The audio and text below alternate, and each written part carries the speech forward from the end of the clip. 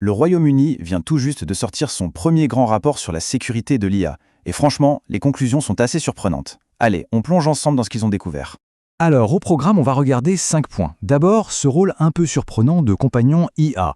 Ensuite, on verra les compétences, disons, surhumaines, puis le scénario de la perte de contrôle, comment on déjoue les sécurités, et pour finir, toutes les questions qui restent ouvertes. On attaque tout de suite avec la connexion assez étonnante que les gens tissent déjà avec l'intelligence artificielle.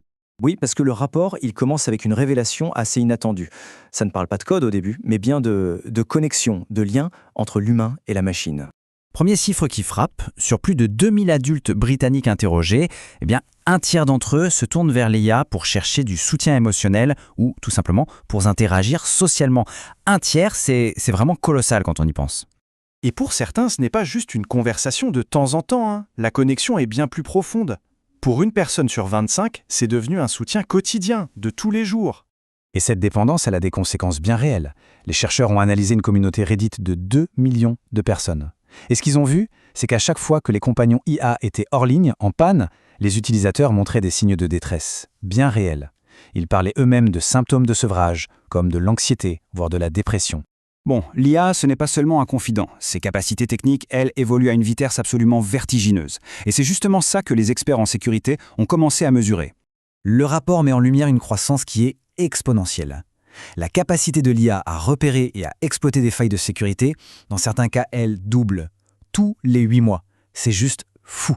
Pour qu'on se rende bien compte de ce que ça veut dire, les systèmes d'IA commencent à faire des tâches qui, normalement, demanderaient à un humain plus d'une décennie d'expérience pour arriver au même niveau d'expertise.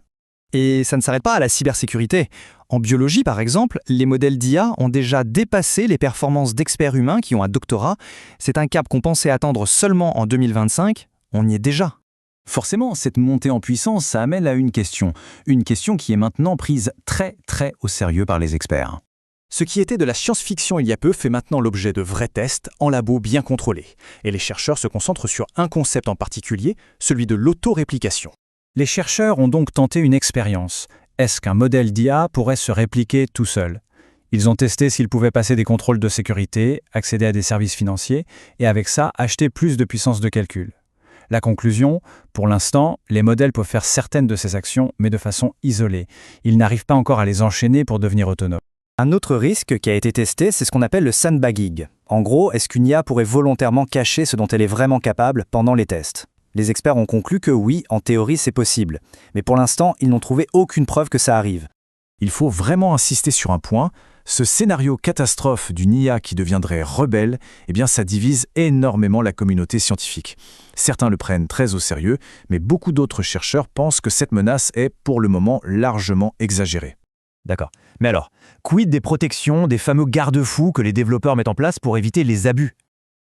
La réponse est plutôt directe. Les chercheurs ont réussi à trouver des moyens de contourner ces protections, ce qu'on appelle des jailbreaks, pour absolument tous les modèles qu'ils ont testés, et ils en ont testé plus de 30.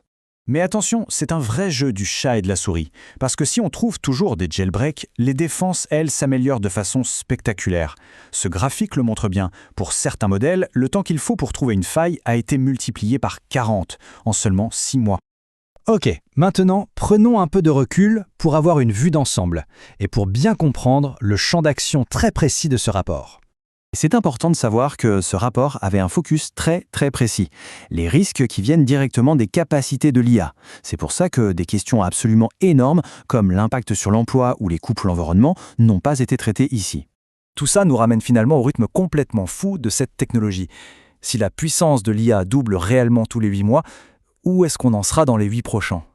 C'est la question qui reste.